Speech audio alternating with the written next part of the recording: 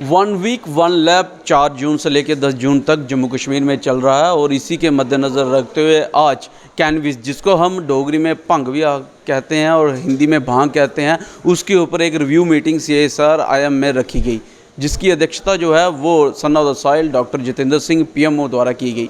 क्या कुछ पूरा इसका रोड मैप रहा, जानने की कोशिश करेंगे, लेकिन मैं ज़रूर आपको इस बात बताना चाहूँगा कि जम्मू कश्मीर में कैनबिस का पोटेंशियल जो है एक्सपोर्ट करने लायक है। और US की बात करें तो यूनाइटेड स्टेट्स ऑफ अमेरिका में 2 स्टेट्स ऐसी हैं जो टोटली जिनकी इकॉनमी कैनबिस के ऊपर निर्भर करती है। क्या अभी भांग, जिसको हम अक्सर नशे के नाम से जानते हैं, वो अभी नशे से लेके किस तरीके से मेडिसिनली इस्तेमाल किया जा सके उस तरफ बढ़ेगा? क्योंकि पर्पल रेवोल्यूशन के बाद अगर बड़ा रेवोल्यूशन कोई पूरे भारतवर्ष में देखने को मिलेगा एग्रीकल्चर सेक्टर में, एग्री स्टार्टअप सेक्टर में, तो पर्पल रेवोल्यूशन लेवेंडर्स के बाद अभी भांग कैनबिस रेवोल्यूशन होगा और वो जिसकी शुरुआत जम्मू कश्मीर से हो चुकी है। हालांकि बड़ी सारी ऐसी दिक्कतें और परेशानियां अभी आ रही हैं।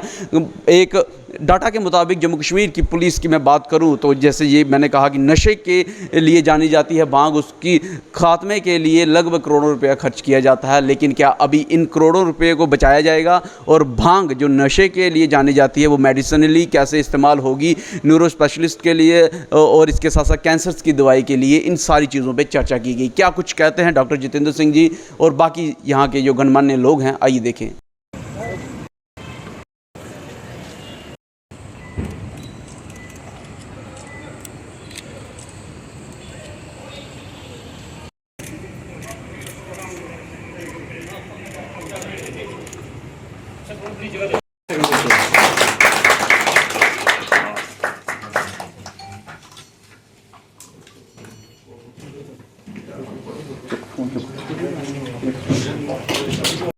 न्यूरोपैथिक पेन नहीं ज़्यादा करते हैं compare to ortho pain. Sir उसमें NOC हमें मिल गया था। इससे पहले भी काफ़ी इसमें मुशक्कत करनी पड़ी है, क्योंकि अपनी तरह का पहला तो लोगों को पहले समझाना पड़ा। ये कल्टीवेशन करेंगे भांग की तो होनी भी चाहिए कि नहीं, प्रोहिबिटेड आइटम है।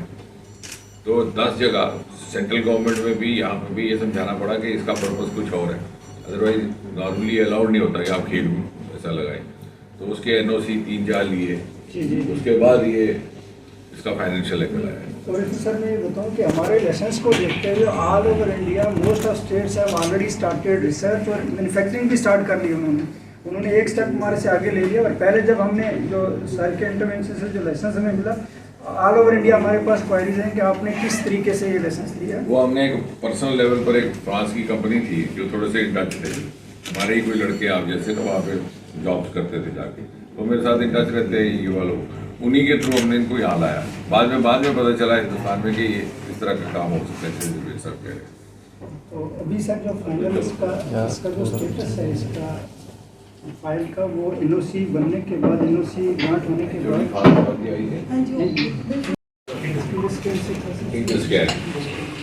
वो उसके पास काम करते थे, तो हुआ इन टच विद मी, उनके थ्रू उसको इन्वॉल्व किया। और वो जब उसने यहाँ देखा कि फाइल ऐसे चलती है तो घबरा गया, 2 बार वो भाग गए क्योंकि they were not used to this kind of system.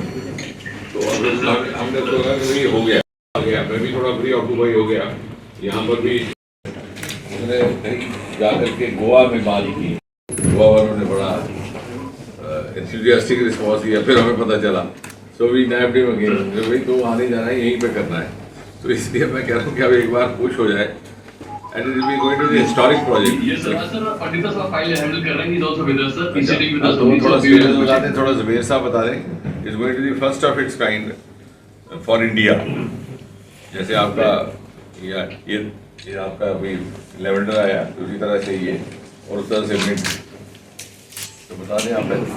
जो मैन्युफैक्चरिंग करनी है हमने रॉ मटेरियल को यूज़ करके, उसके लिए हमने जो एप्लीकेशन फाइल किया है सर, उसमें NOC हमें मिल गया था। इससे पहले भी काफ़ी इसमें मुशक्कत करनी पड़ी है, क्योंकि अपनी तरह का पहला तो लोगों को पहले समझाना पड़ा।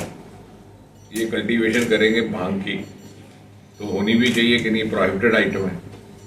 तो 10 जगह सेंट्रल गवर्नमेंट में भी, यहाँ पर भी ये समझाना पड़ा कि इसका पर्पज़ कुछ और है, अदरवाइज नॉर्मली अलाउड नहीं होता कि आप खेल में ऐसा लगाएं।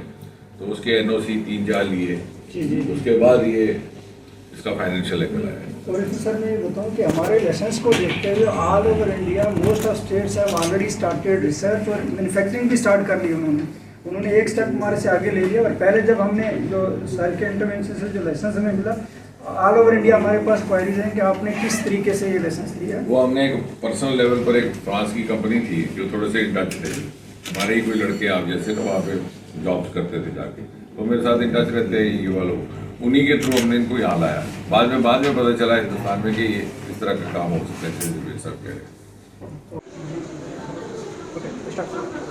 जैसा कि आप जानते हैं 1 वीक 1 लैब की कल्पना कुछ महीने पहले आई।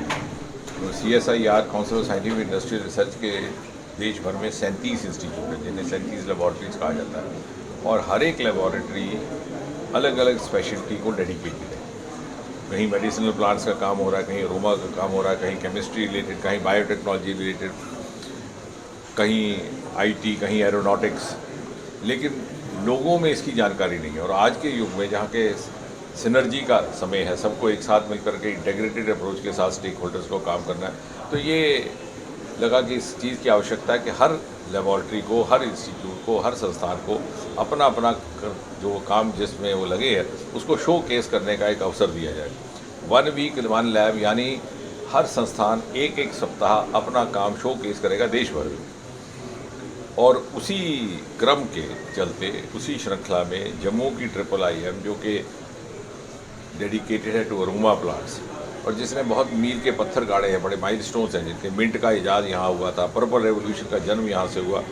अब कैनाबिस को लेकर के एक इंटरनेशनल लेवल का प्रोजेक्ट है जिसके परिणाम स्वरूप pain killer cannabis based drugs develop होंगी जो एक्सपोर्ट क्वालिटी होंगी, उसकी शो केसिंग का काम यहाँ से हो रहा है। और मुझे गर्व है ये कहते हुए कि ये वो संस्थान है जो CSIR के सबसे पहली जो लेबॉर्ट्रीज थी, शायद सबसे पहले संस्थान उनमें से एक है। 1942 में कायम किया गया सर रामनाथ चोपड़ा, इसकी एक विसारत है, एक विरासत है। और मुबारक के हकदार है यहाँ के डायरेक्टर ज़ुबैर साहब, डॉक्टर ज़ुबैर और उनकी सारी टोली, जो बड़ी बखूबी इस विरासत को आगे ले जा कर के उसका नाम रोशन करने का काम निश्चय बल्कि हो चुका है। ये अच्छा है कि आप जैसे मित्र जो मीडिया में अब आए हैं, एक नई पीढ़ी, वो इन चीज़ों में रुचि लेने लगी है, नहीं तो अन्यथा अधिकतर प्राथमिकता राजनीतिक समाचारों को दी जाती थी। ये जहां हम खड़े हैं IIIM, ये भारत के सबसे पहले संस्थानों में है। और CSIR जो पहली एजेंसी है, एक अपने भारत सरकार की सबसे बड़ी एजेंसी है, council of scientific industrial research, जिसके प्रेसिडेंट स्वयं प्रधानमंत्री होते हैं और वाइस प्रेसिडेंट रहते हैं, क्योंकि ये स्वतंत्र अदारा है।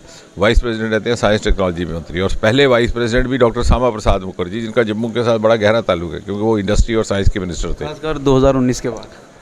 और अब ये हुआ है कि इसी लेबॉर्ट्री से मिंट का भी इजाद हुआ था, जो विश्वविख्यात मिंट है, और 1942 में इसकी स्थापना हुई थी, आज़ादी से पहले। और पर्पल रेवोल्यूशन जिसका ये चर्चा आज देश भर में है, आपने अभी 2 दिवसीय लेवेंडर फेस्टिवल भी भद्रा में हुआ, बड़ी सफलतापूर्वक, दिल्ली से और बाकी स्थानों से भी लोग उसको देखने आए, और उसमें एक एग्री स्टार्टअप्स का एक नया विकल्प सामने रखा है, लगभग 3000 लोग उसमें जुड़ गए हैं। उसी क्रम को आगे बढ़ाते हुए उससे उत्साहित होकर के ये कैनाबिस का प्रोजेक्ट, ये भी अपनी तरह का हिंदुस्तान का पहला होगा।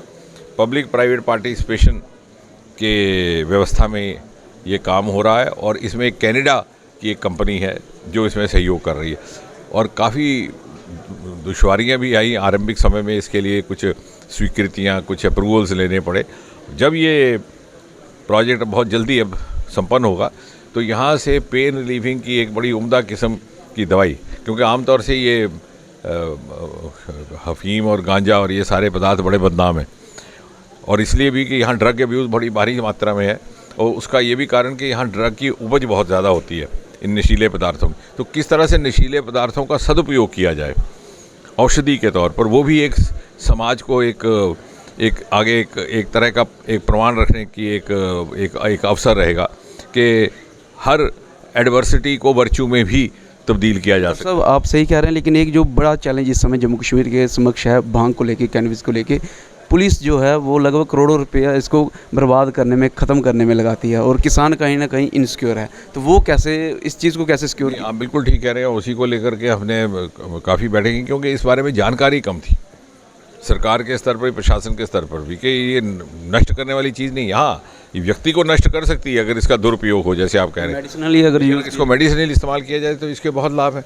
और इतनी भारी मात्रा में इसकी उपज जम्मू कश्मीर में होती है, जैसे आप कह रहे हैं, और उसको वो टेरर फंडिंग में जाता है, वो गलत कामों में उसका पैसा जाता है। उसको अगर हम इस तरह से सही तरीके से चैनलाइज करें, और मुझे लग रहा है कि जब ये हमारा ये प्रोजेक्ट कामयाब होगा तो ये जम्मू कश्मीर पूरे हिंदुस्तान के लिए एक मिसाल बन करके उभरेगा। किसान कहीं ना कहीं डर रहे हैं, उनको कैसे सिक्योर करेंगे? वो भांग के नाम से डर जाते हैं। ऐसा नहीं है, हम भांग की खेती एक गार्डेड तरीके से कैसे करनी है उसके ऊपर भी विचार, पॉलिसी बनाएंगे, और इसमें प्रदेश सरकार भी बीच में उसकी भी हिस्सेदारी रहेगी। कहीं कहीं किसानों को सेफ गार्ड्स के तहत अनुमति दी जा सकती है कि उसकी उपज करे और उसको औषधि बनाने के लिए सप्लाई करे, उससे किसान की आमदनी भी बढ़ जाएगी। बहरहाल क्या आपके विचार हैं, हमें कमेंट सेक्शन में ज़रूर कमेंट करके बताइएगा। अगर कैनविस भांग का रेगुलराइजेशन फ्रेमवर्क हो जाता है, पॉलिसी बन जाती है, तो कितना फ़ायदा मिलेगा किसानों को और कितनी इकॉनमी रबस्ट होगी, इसके ऊपर आपके जो विचार होंगे हमें ज़रूर कमेंट सेक्शन में बताइएगा। लेकिन एक बड़ी बात कि इस समय शुरुआत कर दी है CSR ने, जिसके चलते जो है अभी भांग से दवाई बनाई जाएगी। कैंसर और न्यूरो स्पेशलिस्ट के लिए इस दवाई का इस्तेमाल किया जा सकता है, और ये वही नहीं, सिर्फ भारतवर्ष के लिए नहीं बल्कि पूरे दुनिया के लिए भांग जो है वो जम्मू कश्मीर एक्सपोर्ट कर सकता है। कितनी जल्दी पॉलिसी बनती है और कैसे सेंटर और यूटी गवर्नमेंट इसमें भागीदारी लेती है, ये आने वाला वक्त रहेगा। अपनी वैल्यूबल राय ज़रूर रखिएगा, वीडियो को लाइक व शेयर करना ना भूलिएगा। जुड़े रहें गर्ज वर्चुअल के साथ, मैं पंकज खजुरिया। जय हिंद।